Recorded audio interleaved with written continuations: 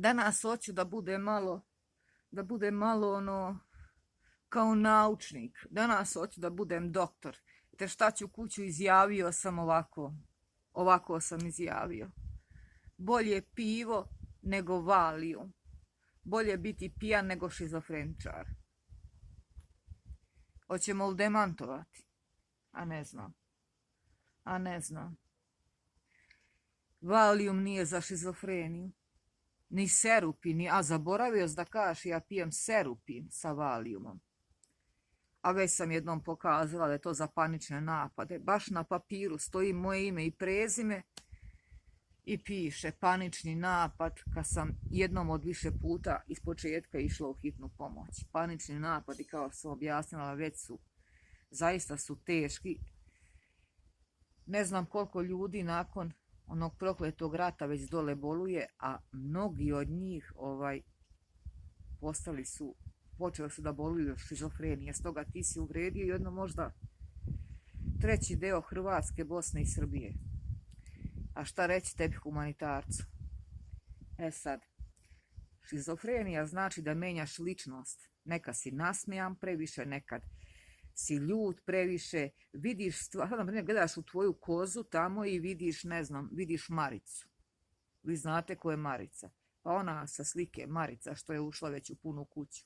Marica koja neće da živi u podrumu. Marica je se pojavila, ljubavnica Marica je se pojavila na jednom od live-ova i rekla ja njega volim. I sve su žene vikale, pisale, to jest želimo mnogo sreće tebi Ilija, tebi i Marici želimo mnogo sreće. Pored žive žene koja živi u kući, mislim, grofice, oni su tako pisali. Sad.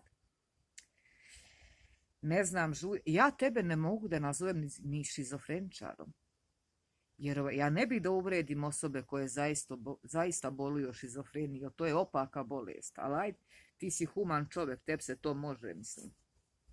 Samo mislim da imaš mnogo više sličnosti ti s tom bolesti. A kako opet bolje piva nego Valium? Kako? Pa možda se lečiš sa pivom. Pa zar ti nisi bio taj koji je rekao da nakon rata ima košmare i da pije neke tablete za smirenje? Eto vidiš, popljuva iz sebe. A ljudi moji, ko da sam ja kriva što Marica neće sada kupi onaj kombajn što se balira sve živo. Tebe pogodi svaka moja istinita reč. Pa Žujo, mislim, jebi ga, pa moraš biti malo van sebe kad odeš tamo i snimiš groblje u Toliću.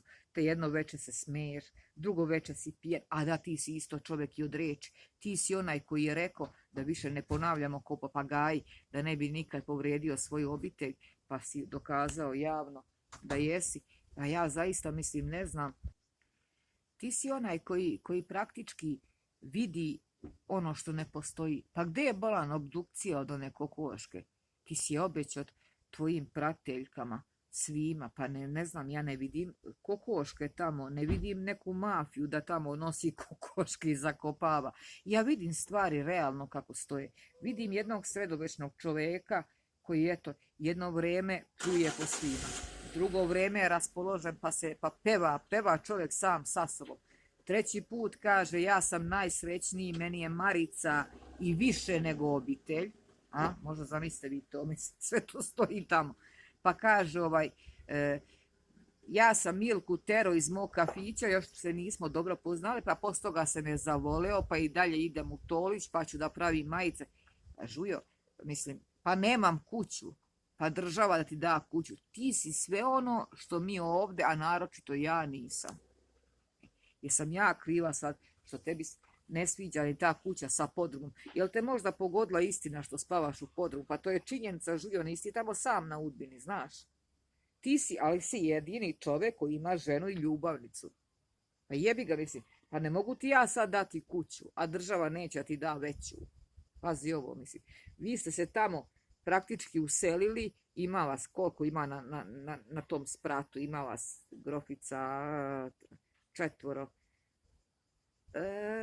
5 i ti sam u podrumu. Sam ja kriva, sad što se sprema tamo rođendan, a ti nemaš kinder jaje da pokloniš, te moraš da kukaš na lajvu da ti šalju pare.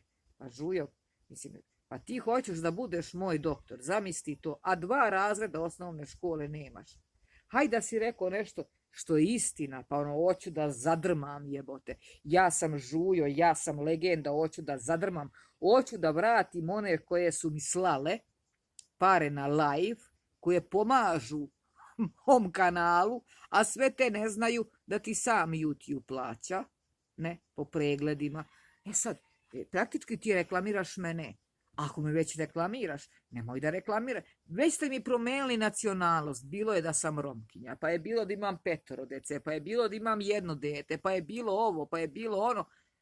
Pa objavi i ona tvoja frendica Goja da sam ja šizofreničarka. Ja isto veče izvadi papir i pokaza moje ime i prezime iz hitne pomoći gdje jasno piše panični napadi, napadi panike. Koje u ovom trenutku, ko što sam rekla, ima možda 1/4 deo tamo u toj bivšoj u Hrvatskoj, u Bosni, u Srbiji, svi oni koji su doživjeli traume u ratu, koje si rekao da si ti isto doživeo bivši branitelju s tim iskrivljenim kolenom u čelo te poljubim kad obraza nemaš. Sad ovako, nisam ja snimala baku.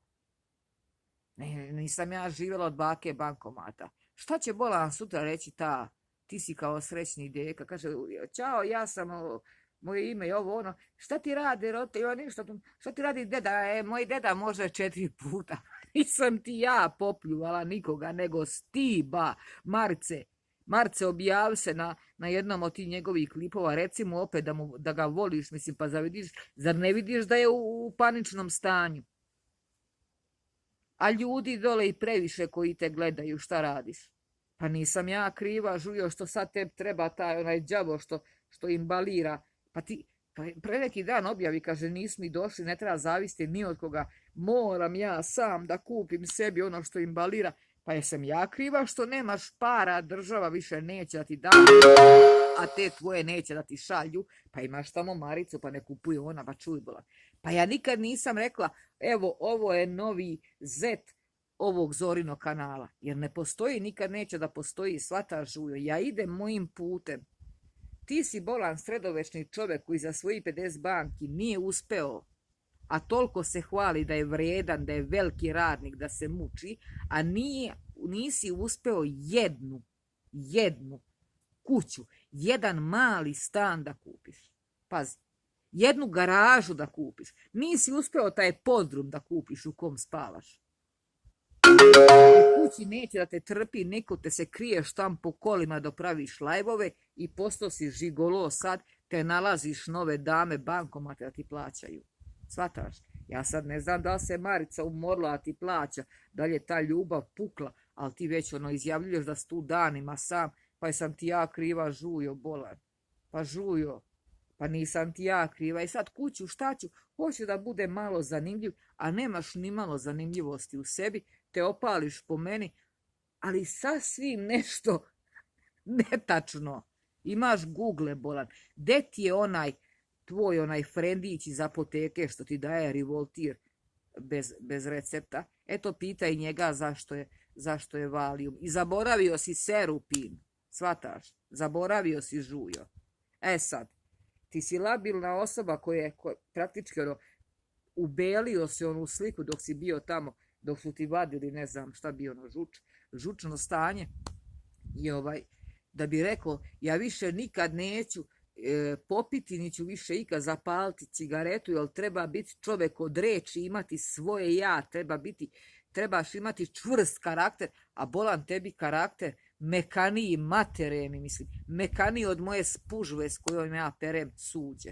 Pa sam ti ja kriva što nema donacija, jer sam ja kriva što je sad sutra tamo nekom rođendan, a ti nemaš kinte, bolan. Pa što vi ne šaljete njemu? Ba, smirte se, pa pomozite čoveku. Nije to da će on sad da kuka. On će da kuka ceo život. On je i kukao ceo život. Ja ga već zamišljam u redu tamo, kako u opštini kaže, molim vas, dajte mi kuću. Nemam gdje da živim, jebote. A oni mu dali kuću i podrum. I ti hoćeš sa mnom da se prepucavaš preko YouTube-a. Pa ne moš nikad. Kad kupiš kuću svojim rukama, kad budeš imao samo jednu ženu, kad budeš pojeo sve to što si povratio narednih 2-3 godine, znači što si izlajao, što si izlago, što si ne znam, pa kako, pa nisam ja rekla može 4 puta, čuj. Ja sam uvek rekla može minut, 2 minuta, a ne 4 puta. Izgledam se Bogom da je njega Marica ostavila. Tužni dan, a šta će tek da kaže kad se napije, sad će biti rođendančić, kad se napije Žujo, a pripremite kišobrane majke, bit će pljuvanja po meni. Srećom danas sam vidjela samo mene da uzima usta. Joj Žujo, nemoj mene uzimati u te petarde o zuba majke ti, pa neće ti niko plati kad pričaš o meni. Ne vole mene tvoje te prateljke, jer ja pričam istinu. Nego ti s vratamo do Tolića napravi te majice. Pa vid nekako zaradi.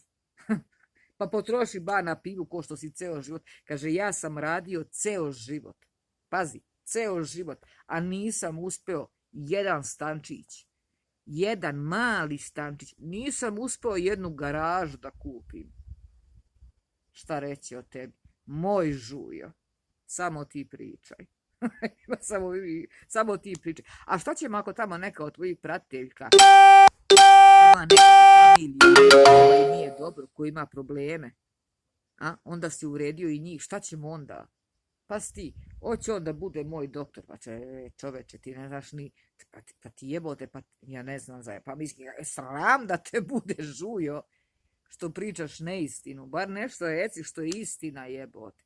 Pa uvredi sve ljude tamo koji su bili u ratu. Svaka treća osoba ima košmare i pije neke tablete za smirenje koje nikakve veze nemaju sa mojom patologijom. Kažem, panični napad dolazi od trauma, ali ovo je panični napad. A ljudi tamo koji su bili u ratu, pošto se ti predstavljaš braniteljem, ne, bivši, ne, sad pljuješ po tim osobama koje praktički piju tablete za smirenje, shvataš ti to? A ti pun pive sa tabletama za tlak, pa sad ti vi dalje bolje. Jel bolje?